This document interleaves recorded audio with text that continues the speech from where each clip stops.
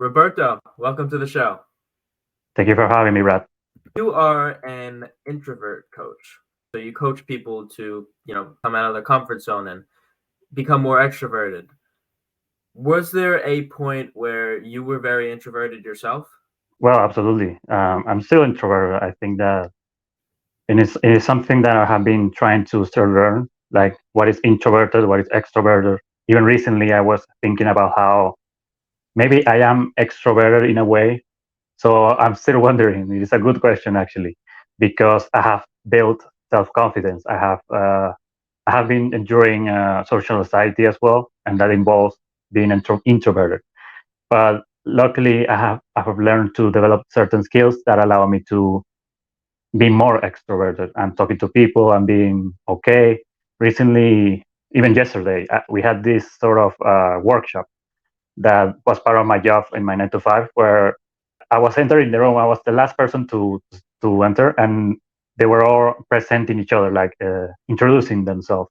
And because I entered the room when everyone was starting, I was like, okay, so Roberto should be starting introducing himself. But luckily, I have been working on my confidence, and I didn't feel nervous at all. I introduced myself. Even the subject of the workshop was about emotional health, something I love, is a topic that I love. So it was exciting to have it, and so right now I consider myself a bit of a both. Really great point you made because introvert and extrovert is as black and white as we think it is. Like, I would definitely say personally, I am more introverted. Like, when I was younger, I used to essentially only be introverted, and now, like you, I've kind of developed skills that made me more extroverted. And so now I enjoy networking with people, I enjoy meeting new individuals, and I enjoy talking to people I don't know, right?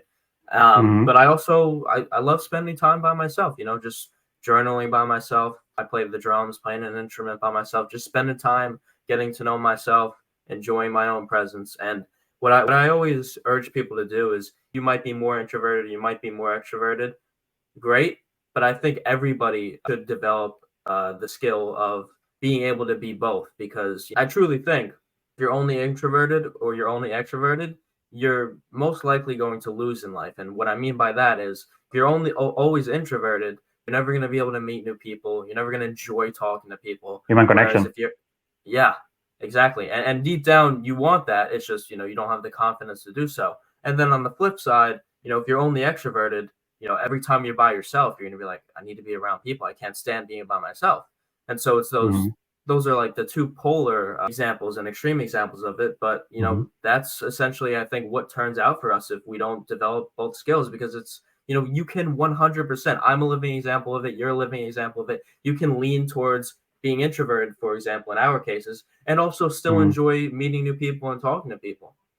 Absolutely, I'm enjoying the conversation I'm having with you, and that requires that desire to connect and have a conversation. So yeah, we are two introverts being extroverted and enjoying extroversion.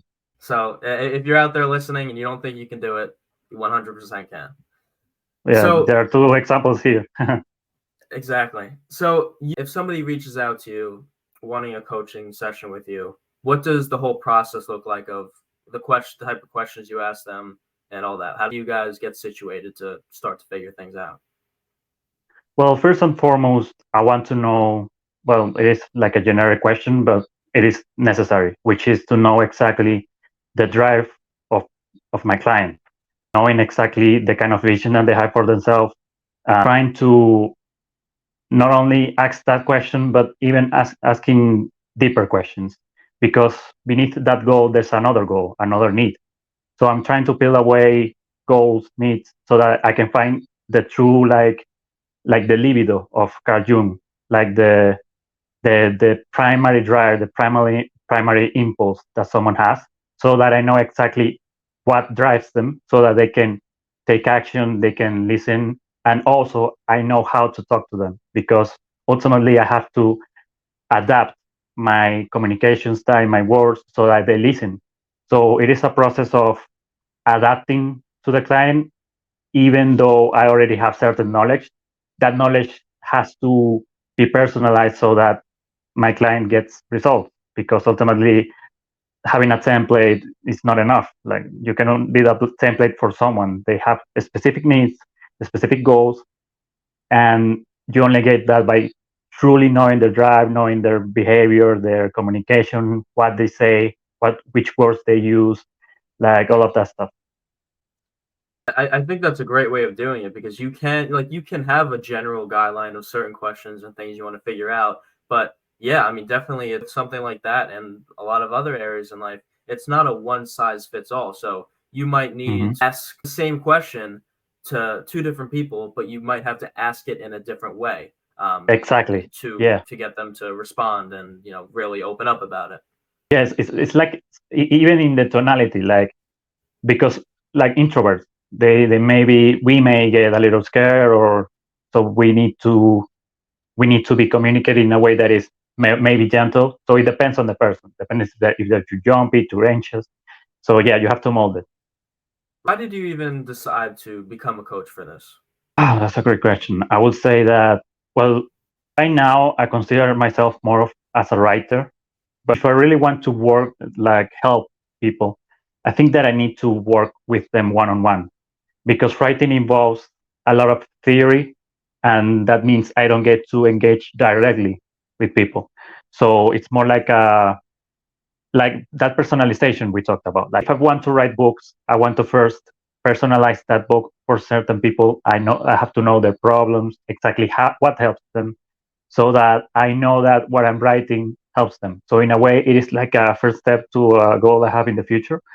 But also, I want to again build the skills to talk to people. Like if I were to just write as a living, I wouldn't be engaging with people. I wouldn't connect. I wouldn't socialize. So I want to make sure that first I have the habit of helping people, talking to people, building rapport, all of that stuff before engaging in writing. But writing is like my ultimate goal, even though right now I'm focusing on coaching. But yeah, that's the main reason why I'm doing coaching. Are you typically writing about concepts that you talk about and deal with clients in coaching, or is it also separate stuff? Well, a little both, both because you have the modules, the lessons, you have the certain concepts that do repeat themselves. Like even though we shouldn't use a one size fits all. Sorry, we still have to work with certain concepts that repeat themselves. So I have to write them down, and that way I have like a checklist, or I have certain action plans that will always work regardless of who you are. So that writing, well, obviously also with my content, like in order for me to sell my program and find clients, I have to write content that is persuasive and talks about those problems. So in order to build that depth of knowledge and prove that depth of knowledge, I have to write. So yeah, it's like a system. I'm also preparing myself for my writing, so I have to write content, and I have developed this system that allows me to find fulfillment. That's great, because it's like everything is supporting one another, and it's like Exactly. you're not only producing content, but you're also writing, and then the writing also helps with the content, and then cycle.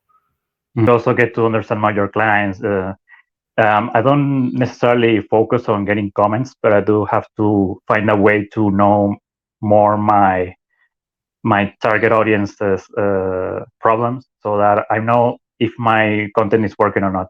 So I have to work on that as well. But that's the thing, like by writing and showing my work to people, I get to know, like I get feedback, and I get to know exactly how I can help my clients and my audience. The personalized stuff is like you being able to listen, or get a hint at what clients or just your audience would like to see more of, or what topics you want to talk that you think would help them out. And then I think content creation, definitely for me as well, has been, it's an experimentation between what you really want to put out and what you want to say, and then also it's like, all right, I want to put it out, but is this also going to help people in turn? And Hmm. it's like, it's, you get it's like to, a dance. yeah. So like when I put out YouTube videos, it's like, all right, which one does better than the other one? All right, maybe this one seemed more personalized to this area of people. All right, maybe I should try to do another one similar to that. This one didn't do so well. Maybe I shouldn't talk about it at all, or I could try it in a different style. And it's like it's this whole experimenting thing. And I guess for a lot of people, it can get frustrating at times. But for me, I mean, honestly, it's been a pretty fun journey so far, and I don't really have any complaints. Even if a video doesn't get that many views. Of course, I would like it to get more, but I'm putting out what I think is going to help people, and we'll just see who engages and see what happens. Yeah, I like that. You come from a place of abundance and basically having fun, which allows your inner child to experiment and have fun, which is things that a kid does. So that's great. I like that. Right. I appreciate that. And I mean, I think there's so many people who start to get into, content creation or something like coaching purely to, blow up and make a ton of money. And it's like, you could want that, right? There's nothing wrong with Mm. that. But I think if that's your primary goal, it's going to be very frustrating because every video that you put out, you're going to be so fixated on what word can I put in here, or what can I really pinpoint so that it's going to absolutely blow up. And so in that case, you're less focused on the actual content itself. It's like, how much is this going to help someone? Whereas the main goal is, all right, well, what can I say that's going to blow up, whether it's controversial, et cetera, et cetera. It will come from a place of lack, like you're constantly lacking that abundance that leads to wanting followers, and that purpose is just it is going to lead to constantly. It is something that is talked about in Buddhism as well. I read a lot about Buddhism, and it talks a lot about detachment. So if you detach yourself from the outcome, like getting followers, getting the money, all of that stuff, and you also learn how to find fulfillment the way you describe it, like if you do it for fun, for fulfillment, to experiment, to learn, you're going to find a way to basically learn how to be happy. Because why, at the end of the day, why are we getting followers? Why are we getting money? To be happy. You don't do it to get the money. You don't even need money. Money is just essentially a tool. I mean, people want a lot of money so that they can buy experiences, so that they can buy, materialistic things for a lot of people, especially here in America.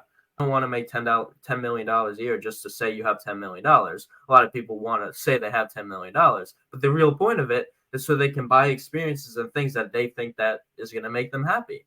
Even if you need a decent amount of money to do a certain experience or build a certain aspect of your life, I think the goal should be whatever the actual action is or what you want to achieve, not the money itself, because money is just a number. It's a tool. It's like It's a tool. Right.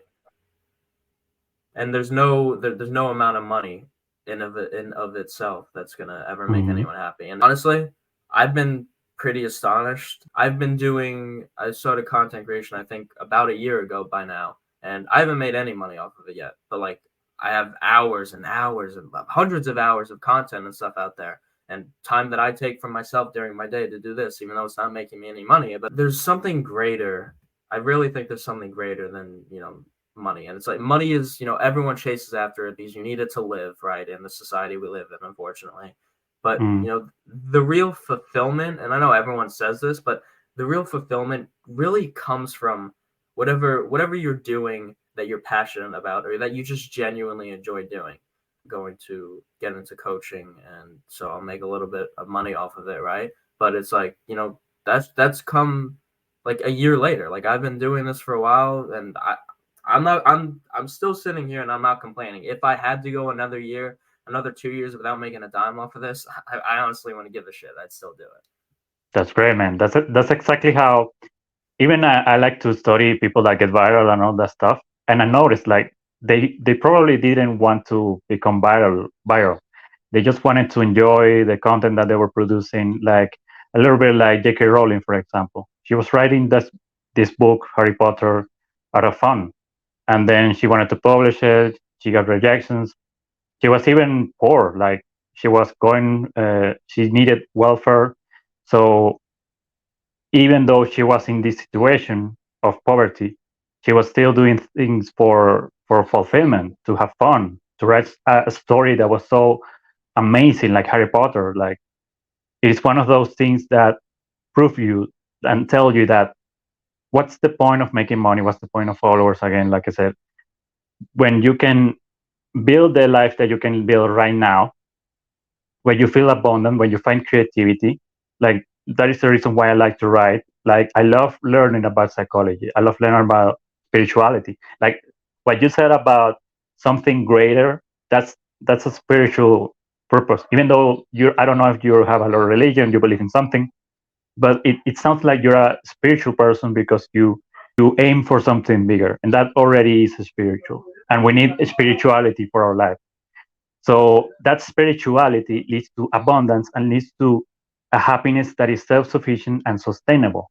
That doesn't lead to I don't have money, I'm going to suffer, I need to have this in order to be happy. So yeah, I vibe with everything you have just said, man. Like that's amazing. Appreciate it. For people who aren't passionate about things, I know it can be very difficult to be like, I want to find my passion. I want to figure out what I want to do. And I've been that like that for a very long time, like years on end without before I, found something like content creation and talking about this stuff that I really enjoy. My advice to everyone who's in that position, as simple as it sounds, try new things. Whether you're in school still or you're working a job, you just going to work, going to school, and then coming home and just sitting on your phone, just watching TV. And you're like, oh, I can't find my passion. Well, it's because you're not acting. Sometimes it just comes. You might meet a certain person that might say something, and then you're like, oh, I should try that, right? Mm. But typically, I think you have to put in the effort and put in the action, maybe a little bit of research. And all right, maybe I would enjoy doing this. It could be a sport, it could be an instrument, it could be writing, it could be anything. I mean, for me, I had drumming is a huge passion of mine. And for me, I did have someone who kind of came to me and introduced that to me. For example, my dad played drums. So for months and years, he would be like, hey, you want to try to play sometime? Mm. I'd be like, oh, no, whatever. I don't need to try it, whatever. And then eventually he asked me one day, and I'm like, you know what? Sure, I'll try it. I'll try taking lessons with this guy. I'll try it. It's the little things that you don't think might have an impact that have the biggest impact in your life. Like drums are huge. I'm in 2 bands. I love playing on my own time. It's a huge Mm. it's a huge source of happiness and purpose and fulfillment in my life. And it's like that came from my father saying one thing to me and me just trying something. I'm going with any expectations of I didn't think I don't think I'm gonna like this. I think I'm gonna love it. No, I'm just like, all right, let me just try it. And so I think that's the Mm. perspective to go into is like, don't even have any expectations of what you're leaning towards. Just be like, all right, I'm gonna go in with an open mind and let's see what happens. And drums for me worked out perfectly. And I think for whatever that can be for you, I think everyone has something, right? Even if you don't know what it is right now. I think a lot of us can believe like, oh, there's nothing out there for me. There's no creative outlet out there for me. I'm just because that's what I believed about myself for a long time. I truly believed that I wasn't a creative person at all, and I Mm. didn't really have anything going for me. But taking action and learning from your experiences really changes your whole perspective. It's like you have to let go of your inner child, right? Like Mm-hmm. when you're a kid, you just want to go play with kids. You want to go to the sandpit. I think that's what it's called. You just want to play football. I personally loved football when I was a teenager. In America, I think it's called soccer. So uh, I loved playing football. It was one of those things that I did even in recess. I will come back to class to the classroom in with my full face in red because the sun here is scalding. But I loved playing football because it was a passion of mine, and it was something that even my dad introduced me to. Funny enough, and I ended up having this sort of even desire to become a professional footballer, and I end up luckily I didn't pursue that because I wasn't going to find out that I was a very creative person. Just like you're describing yourself as someone who thought you weren't creative and all that stuff. I used to think that about myself. Like I had to explore the same way you're saying. Like you have to explore, you have to experiment, you have to allow yourself to. And it is not even that scary sometimes because when you say explore, that's like going in a way going out of your comfort zone because you're trying something you don't normally know, you don't normally do in your life. But even if you allow yourself just like 5 minutes, 10 minutes to like play the drums, just to see how it works, like play with your friends. If your friends are invited you to play some football, I mean, a match of 10 minutes is not going to hurt anybody. So it's all about letting your inner child experiment the same way a kid does, so that you can find your libido, your passion, your even your obsession, or whatever that help, whatever that thing that helps you find fulfillment. So yeah, I think that if you don't know what you want to do, if you don't know your goals, and I was someone who didn't have a purpose. Like I used to play League of Legends. I don't know if you know that game. Yeah. Yeah, I was obsessed with League of Legends. I needed a computer to play League of Legends, and if I didn't have a computer or internet, I was like, I have to find a way to play League of Legends. I don't know what am I going to do. So that was one of the other things that I explored. And League of Legends, even though it wasn't something that was going to help me materialize my potential, because it was like playing a video game almost nonstop, that was going to lead to not like a little bit of laziness, procrastination, not exercising, because I don't know if you know the memes around people that play League of Legends, like they're lazy or they're like they don't shower and all that stuff. So yeah, but what's funny is that I had to when I was playing League of Legends, there was a time where my mom invited me to her house, and she lives in Caracas in Venezuela. I am from Venezuela, and she didn't have a laptop to so that I could play League of Legends. So I was like, okay, I either start at the roof or I watch some YouTube video. And I started watching motivational YouTube videos. And that started my journey of self development, exploring my creativity, reading a lot. And life itself is going to push you to explore. And that's what happened to me. And there are many points, many ways for you to start exploring. You can do it voluntarily, or life can push you to start exploring, which was probably in my case, not having a laptop to play League of Legends. It's kind of like relying on like a certain hobby of yours that you need to do in order to feel like could be fulfillment, or just like feel like you're okay, like I can't do anything else. If we can't sit alone in a room with ourselves, it's like, you know, that we're never really going to be at peace, because we always need to be stimulated, need to be doing something. And I used to be a huge gamer, and then once I started like the self-improvement journey, I essentially completely cut out video games for a long time, and I started to develop this belief of like, you know, video games are bad, they're just another distraction.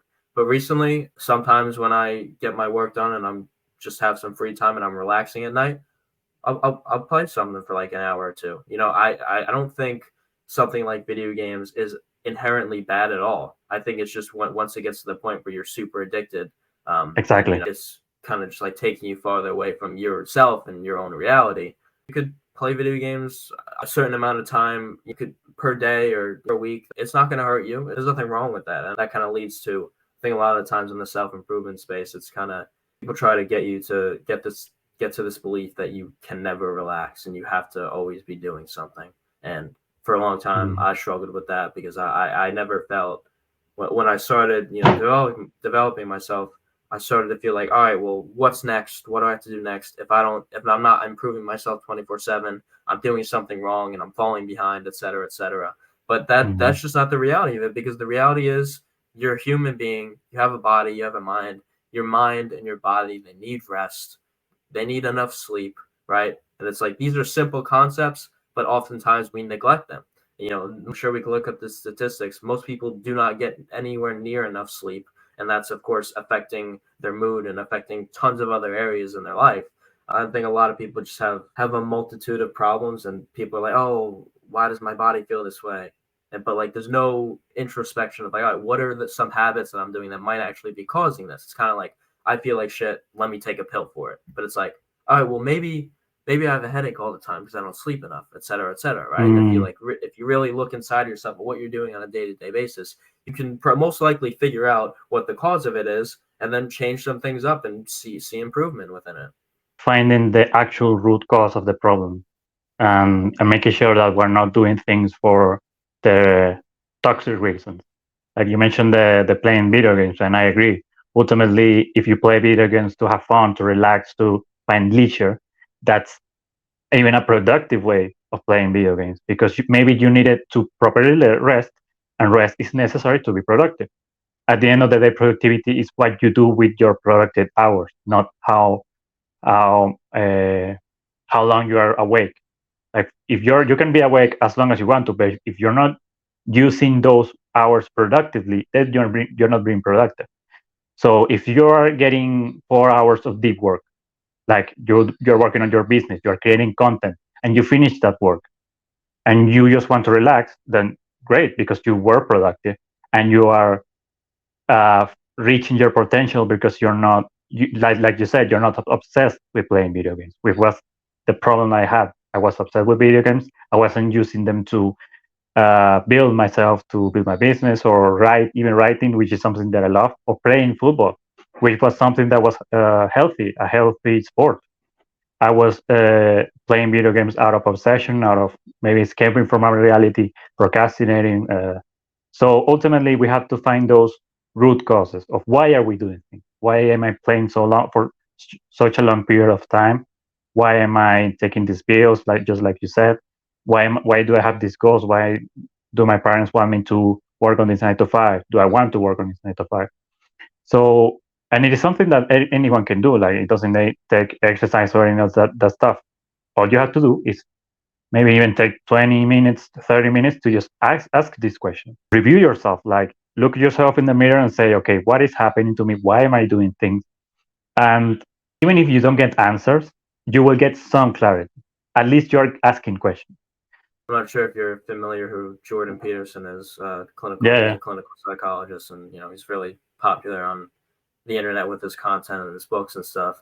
And he was talking about this concept that we're talking about of asking yourself these questions and figuring yourself out. But he was really making the point of if you ask yourself these questions, why does my life suck, et cetera, you have to really want the answer, because a lot of people, like, they want to ask themselves a question and try to be better, but they don't really want the answer, because that answer might be a really dark part of them that they do not want to face, and they've been using all of these outlets to escape from. So if you ask yourself these questions, you have to ask them honestly and really get the answer out of yourself. Because if you're just doing it, dilly-dally, not really seriously, you're not going to make the progress that you could I mean, it's definitely hard sometimes, if you're struggling with a strong addiction to an external source of, whether drugs, alcohol, something else, it can be very difficult to look inside and figure out what the root cause of it is, because it's easier to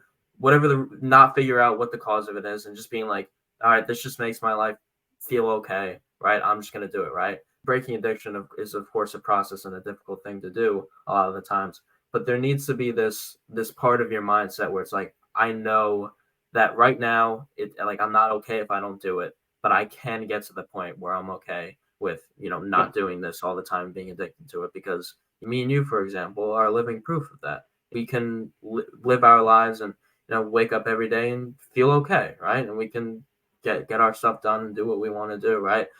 Easier said than done, of course, but putting in the work for it and trying is the first step that's really going to get you there. Yeah, like one step at a time. It is something that is working for me as well. Like, I don't know if you have read the book The Compound Effect by Darren Hardy. I've read parts of it. I haven't read the whole book. But you probably know the concept, the idea behind it. So basically, focus on those little improvements. Like even the philosophy of Kaizen. Kaizen is about improving 1%. Atomic Habits, the GOAT of personal development books, talks about this as well. Like build the habits, take one step at a time. Even David Goggins in his book Can Harm Me, he talks about not only the power of focusing on one step at a time, like putting those little bricks, but also, and it's funny that you mentioned that thing about Jordan Peterson. I didn't know about that. But David Goggins in his book Can Harm Me talks about the accountability mirror. I don't know if you read that book. Yeah, I love that book. So yeah, so you probably have heard of that concept. And it's funny because we are literally talking about that, like putting yourself in the mirror and saying, hey, what are you doing with your life? And that we can mix that with Jordan Peterson's idea of like being raw, being honest with yourself, and actually wanting the answer. And it probably takes a while, like because it is not an easy answer to take on. So it takes time. And that's when we go back to the compound effect, to the taking one bite at a time, one step at a time, one brick at a time. Even in football, there's this concept called, in Spanish, partido a partido, match by match. You don't focus on, oh, we need to get to the final and win the World Cup. No. First, we need to win the first match, and we focus strictly on the first match.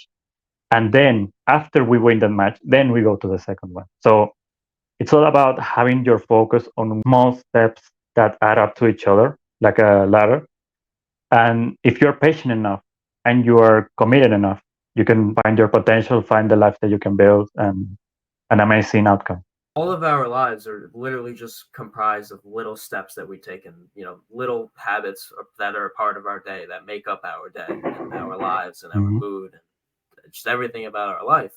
And I think focusing on those small goals and those small steps is really important, because it's, if the end goal really is 10 something years away, it can be very overwhelming to look at all of the 10,000 steps that you're going to have to take to eventually get to that point 10 years down the line. And then you could be a year into it or a week into it and be like, this is too much. This is going to take too long.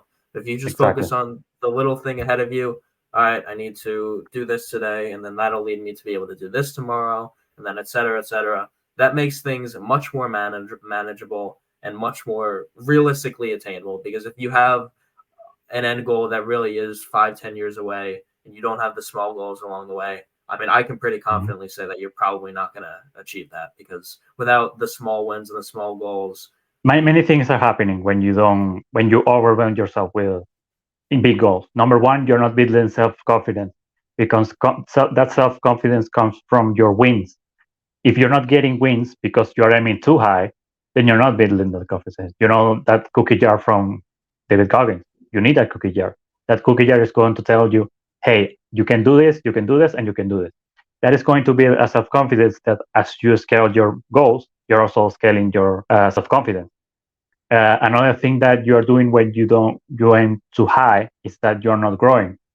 Well, maybe, but I mean, it's like you have to aim for little small goals so that you know what you're doing. But if you're aiming for a big goal and you don't know what you're doing to get to that goal, you're not really growing, because also part of growth is learning, like knowing exactly what you did, because you're going to need it again, maybe in the future, because it is a lifetime practice. You cannot just do it once. You are going to always be disciplined. You're always going to have fun. You're always going to be wealthy or whatever you want. It's not like that. You have to have a lifetime practice, because at the end of the day, part of achieving that is becoming, to the point where you don't really achieve. You have to become. It is something I've noticed in people like David Goggins or Elon Musk or everyone that has been successful.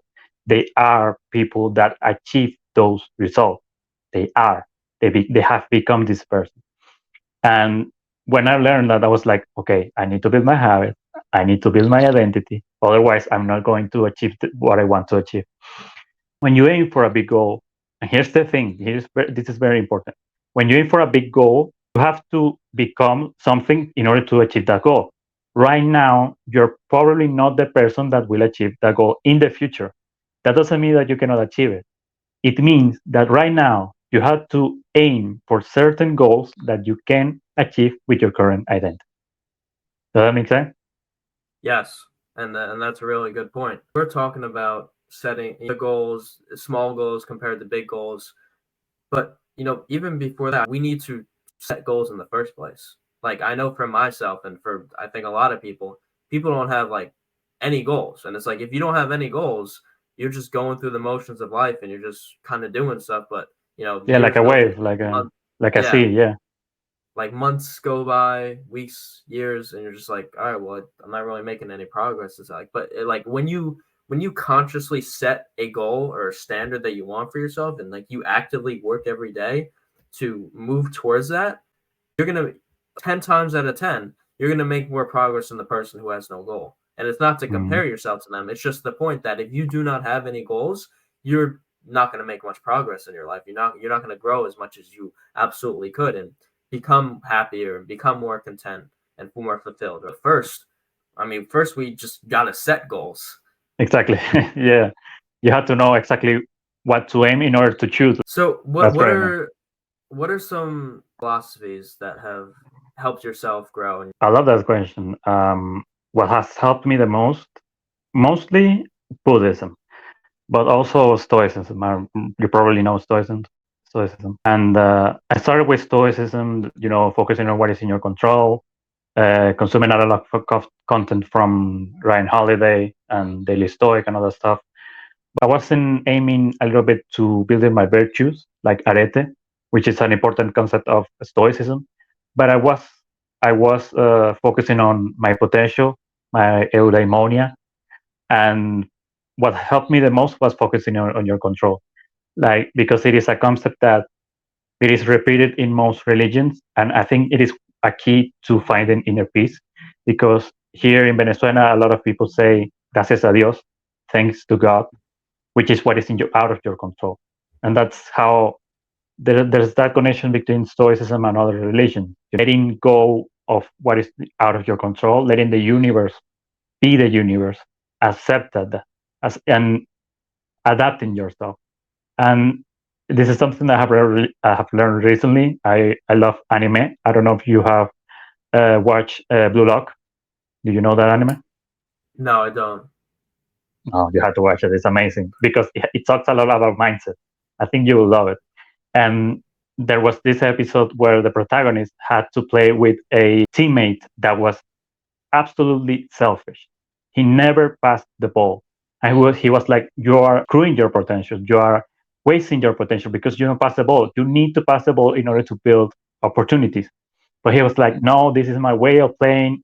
I have to play this way. Sorry. I am a selfish person. You are selfish as well. So we had to play our way." And then he was like, "Okay, I have to find a way to play with this guy." And in that process, eventually he found that he had to devour his teammate. Or in other words, he had to adapt to him. That's where stoicism comes in.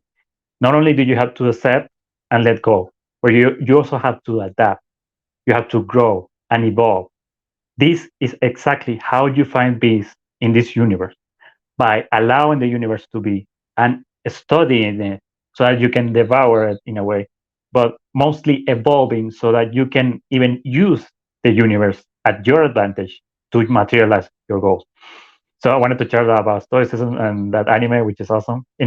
It's mostly the main topic, and I think a lot of people within the anime culture liked it.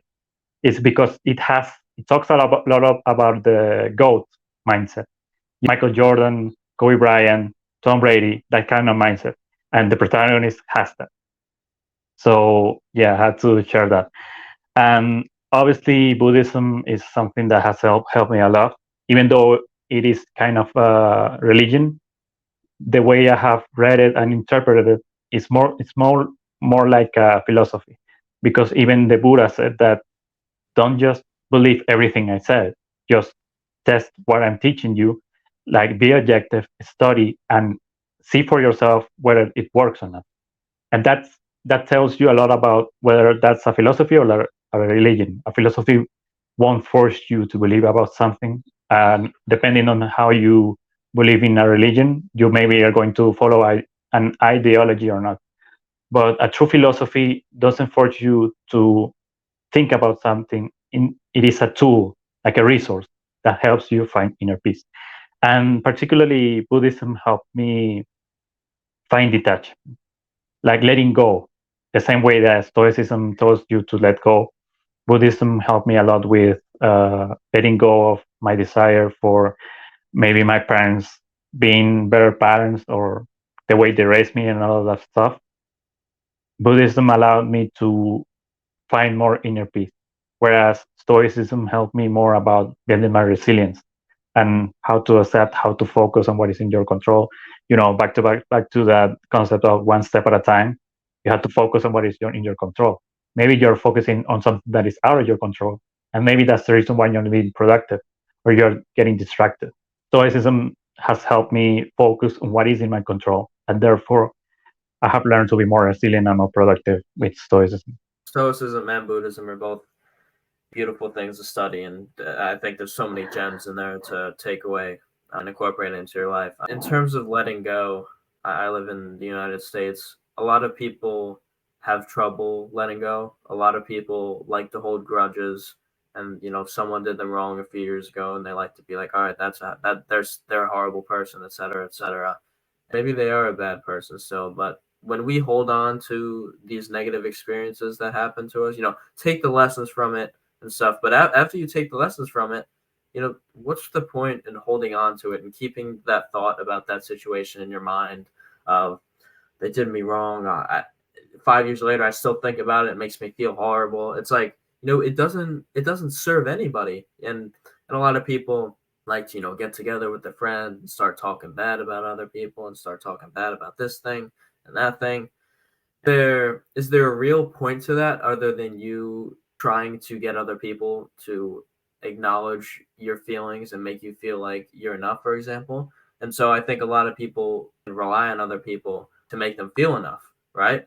But Yeah. of course, it's important to being able to have love for yourself and just respect for yourself.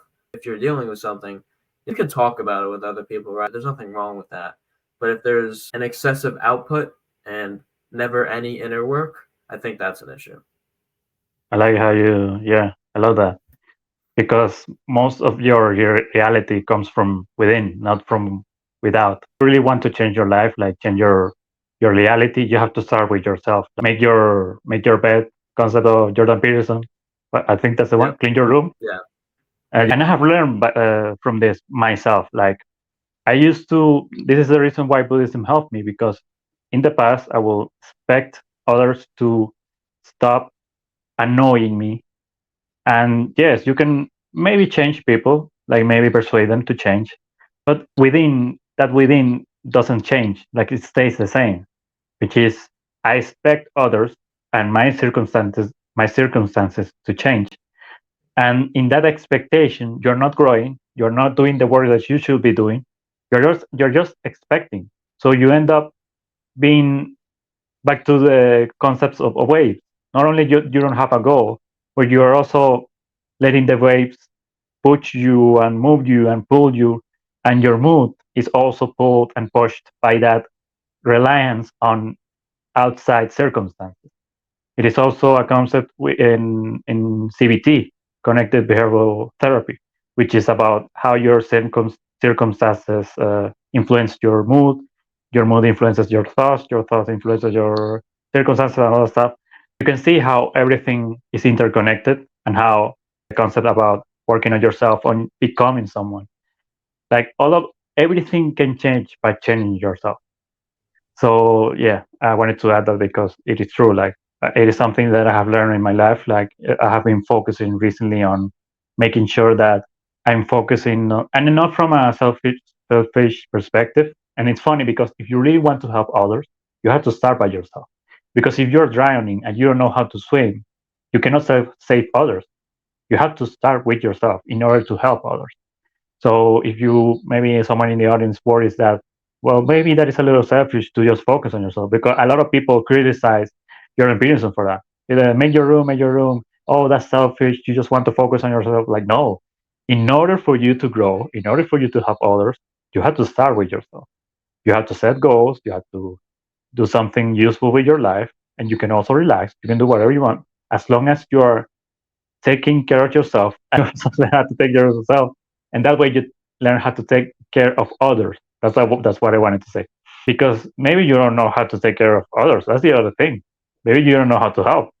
And you learn how to do that by helping yourself, by accepting yourself, by healing yourself, by knowing how you should talk to yourself, because maybe you're being rude to yourself or you're being cruel. And back to the accountability mirror.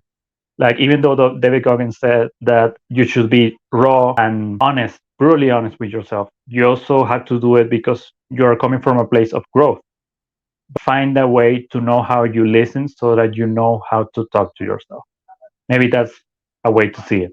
I think a lot of the people that, bash on improving your own life, they are the people that, have certain issues that they don't want to deal with. And so it's, self-improvement, why would I do that? I'm just going to sit here. And because, you can be addicted to sadness, to being angry, to being in a negative mood, right? I know I was Yeah. at one point. And You cannot help people if you don't help yourself, because the people that bash on making yourself better also spread negativity to everyone they talk to. I think way too many people go throughout life feeling as though they're hopeless and they're helpless and they can't help themselves.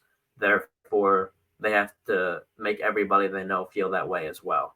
And the worst part of it all, because there's that perspective, and then there is also the perspective of your life kind of sucking, but you kind of like starting to work on it, and you're not trying to spread that to other people, right? And I Mm, think for most of these people, it's not like a conscious effort of I'm trying to bring people down. It's like there's not really any eh, consciousness there. It's just kind of mhm. they're sitting in the negativity, and they're just, I have to say this because I'm angry and they need to feel bad too, right?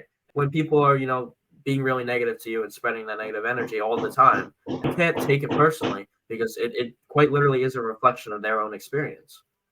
I love that last word, experience. Basically, they're perceiving everything in a way that makes them feel a certain way, and therefore they have to act a certain way. Because I have learned this as well. Like when you think and you believe about something, that is going to create this reaction that is going to make you feel like, okay, this person wants to hurt me. I want to hurt them.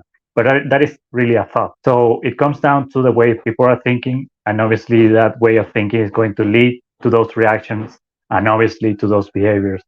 So yeah, I totally agree with what you're saying. Like, and it's sad because I strongly believe that you can, and this is something that I have a theory about world peace.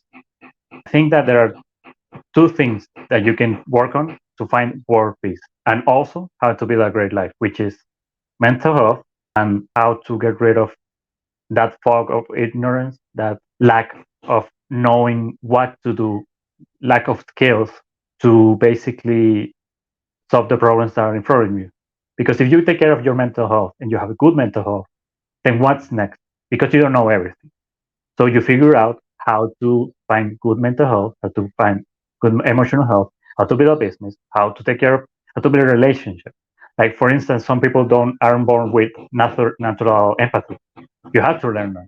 If you are someone who weren't born with a natural empathy or compassion, and sometimes I struggle with that. Sometimes especially as an introvert, when you're trying to socialize, but it's really hard to know what the other person is feeling. So you feel like, oh, maybe I said something that was too rude. It takes an effort to learn, to make sure that you're learning every day, building the skills, so that you can find more peace, just like in the theory that I have, but also building a great life.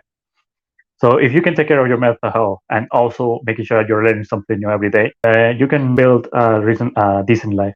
Within that process, you get to know yourself and, learn from your experiences so that you can, have greater experiences and interactions with people and other aspects of your life. Being self reflective and being able to acknowledge when you might have done something wrong or said something wrong will then, give you just another opportunity to improve yourself and make things better so that that doesn't happen again. Do you think it's important for people to be authentic? Well, absolutely. Something that is sometimes not easy for me. I'm still struggling with this, but in order for you to grow, you have to be vulnerable. You have to be authentic. I don't know if you have seen this image of how there's this little circle of comfort zone, a little bit to a challenge, and then the panic zone. In order for you to grow, you need to go through challenge. And in order for you to go through challenge, you have to be vulnerable. You have to be willing to grow, and that involves authenticity. You have to be vulnerable in order for you to grow, and it is something that even though I'm struggling with, ultimately I have to do it if I want to build a happy life that comes from growing. Vulnerability is it's a very tough subject, I think, especially for men, because it's kind of, it's the social norm that you have Yeah, to be strong and you have to provide and do all this stuff, right? And that historical and universal. Yeah, typically, women are more comfortable with opening up to their friends and talking to them about this stuff, but a lot of the times, men won't. If your friends, like, you just want to have a good time, you want to chill with them, you don't really want to bring up your problems and talk about that. Yeah, I definitely still have a tendency to mostly keep issues that I have to myself, because over time I've learned to deal with them on my own and make myself better because I didn't have anyone to help me through it. So now I'm able to rely on myself, and a lot of the times that also correlates to a slight struggle with being able to open up to people and explain the issue to them. Because in my mind, I don't want to just open up to someone about something I'm dealing with just for them to say, oh no, everything's going to be okay. But I don't want that, right? If I open up to someone about something, I want them to be someone that I think actually has a tangible solution, has really good advice that they can give me. Because, a lot of people want to talk about their problems and just want someone to listen. And right, there's nothing wrong with that. But for me personally, I couldn't care less to do that. I don't want everyone to hear my sad story and feel bad for me. I want to fix my situation. Especially with social media, like things like depression and anxiety have been so normalized and actually promoted. And like people post something about their anxiety or depression, and then everyone in the comments is like, "Yeah, I feel you, bro." But it's not even like things are gonna get better. It's just kind of like, yeah, life sucks, man. Oh my god. And so it's like there's this culture of just sitting in the negativity and listening to each other about each other's problems, but nobody really holding anyone accountable or just trying to help each other grow and get out of that. Yes, like you're drowning, so like, oh, I'm drowning. Yeah, you're drowning. Let's drown Come drown with together. me. So I totally agree with that. In order for you to solve your problems, you have to learn. You cannot learn if and you're right. Like maybe people want to first feel heard, so that they maybe feel safe enough to be vulnerable. But there comes a point where if you are not doing something to solve that problem, then you're just complaining. You're just a victim. Because some people do that. They use their anxiety, their depression to say, "Hey, I'm the victim here, so you have to help me." And we have to be very careful with that, because then people that are actually struggling with anxiety or depression, they're not victims then, because everyone is a victim. Everyone is saying, "Oh, I'm depressed, I'm anxious." I think that is something that we have to be very careful about. I mean, everything's different for everyone, right? If you have a lot of anxiety or you are depressed or just dealing with something, like people have, different ways of expressing themselves and going through it. Some people might be in that space and they go to a therapist or something, where they talk to a friend or a family member or someone, and they're opening up about it.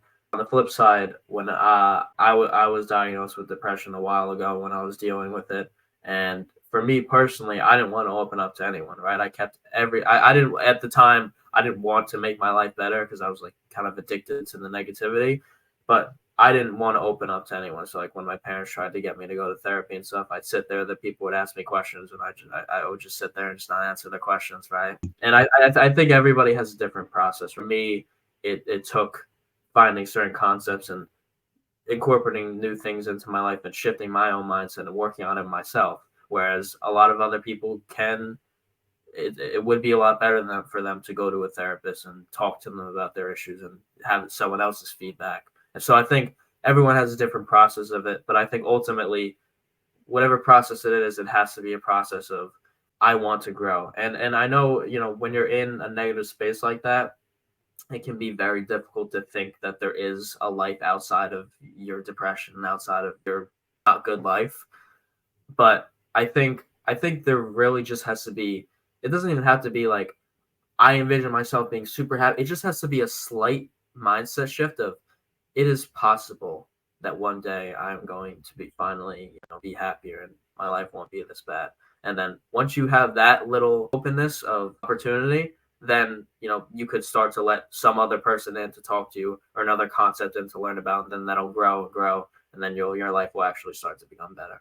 It's not easy, like, and you're right, like it depends on the person. Like there are so many things. This is why it is important to ask those questions and really personalize the help that you give to the person, because that person listens in a specific way, needs certain cues. Like there are so many factors to consider that it takes a while. Yeah. And even saddens me a little bit that there might be people out there that are trying their best, but it's really hard. Like I have empathy for them, because they have to work really hard to solve their suffering and getting rid of their sufferings. There are people out there that don't know what to do with their life, are trying to, again, I'm drowning, but you don't know how to ask for help, or you are too afraid, or it's like tough. It's really tough, man. Roberto, really appreciate you coming on tonight. It's been a blast. It's been a blast for me as well, man. Thank you for having this conversation. Glad to meet you. It was my pleasure, and I don't know, maybe looking forward to having any other conversation like this one. It was fun. Yeah, absolutely. Where can people check out you, your content, etc.? You can follow me at the Roberto Contreras in Instagram, TikTok, even in Threads. Recently, that app was launched, so yeah, you can find me there. All right, sounds good. We'll catch you guys in the next one. Thanks for tuning in.